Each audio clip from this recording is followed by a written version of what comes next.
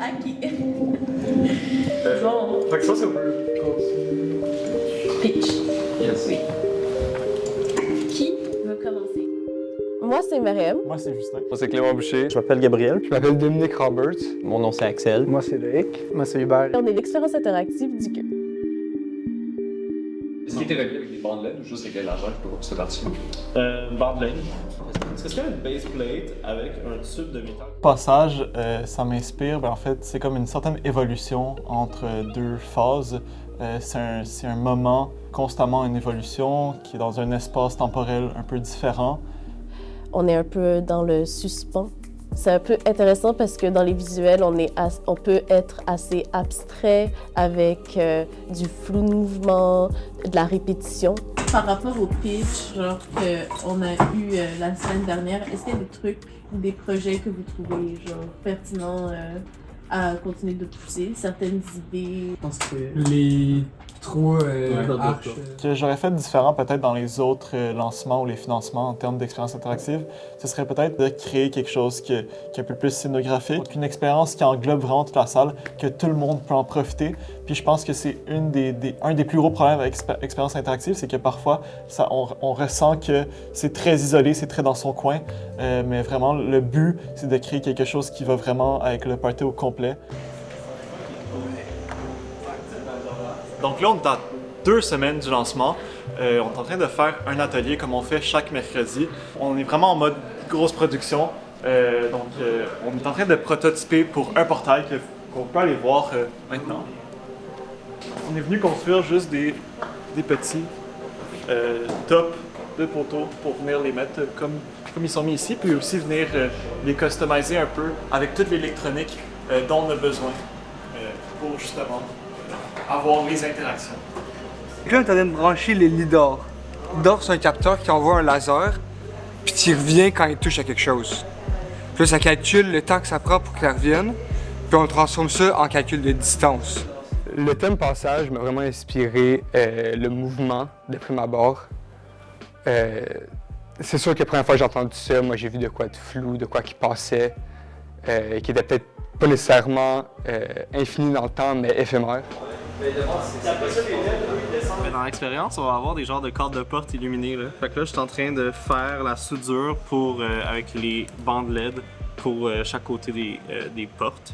Puis on a besoin de plusieurs circuits. Donc, je m'occupe plus du côté réseautique, là.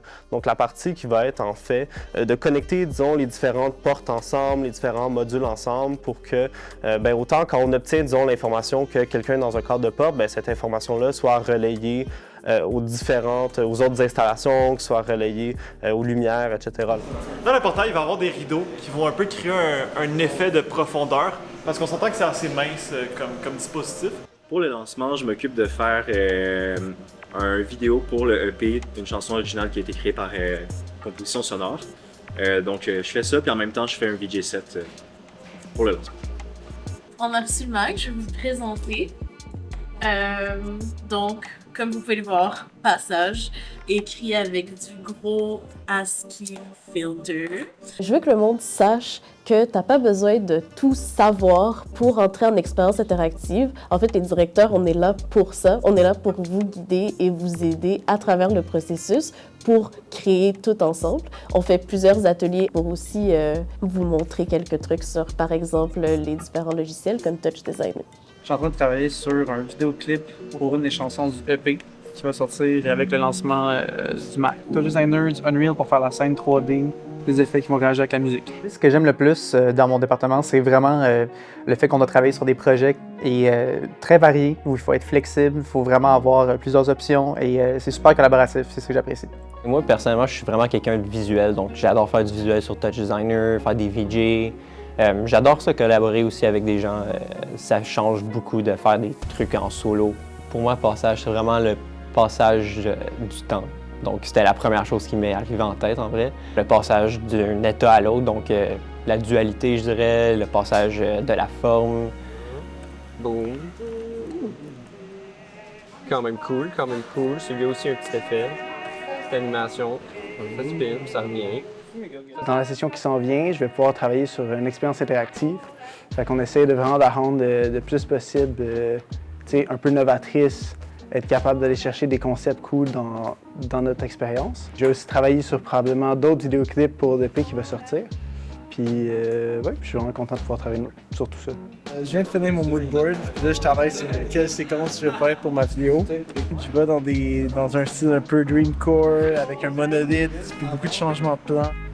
Expérience interactive, tu travailles pas juste sur une chose, donc faire une vidéo, faire une photo profil. Tu travailles vraiment sur beaucoup de trucs en même temps, tu touches à tout.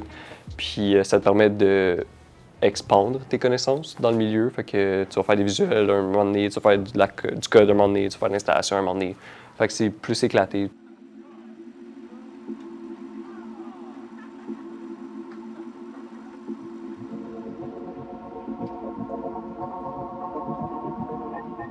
Une chose que j'aimerais mettre plus de l'avant ou que les gens connaissent moins par rapport à l'expérience interactive, c'est qu'on met beaucoup de temps derrière les projets, derrière les VJ, les installations.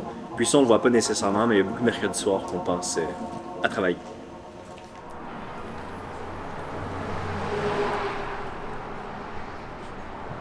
On vient d'arriver, puis là, on va monter des trucs pour l'installation en haut du salon d'Aoi. C'est le jour du lancement, puis en ce moment, on est en train d'installer les portails. Donc là, comme vous pouvez voir, on a vraiment la base. Là, on va tout à venir connecter tous les fils, puis toutes les lumières ensemble. Donc, c'est parti!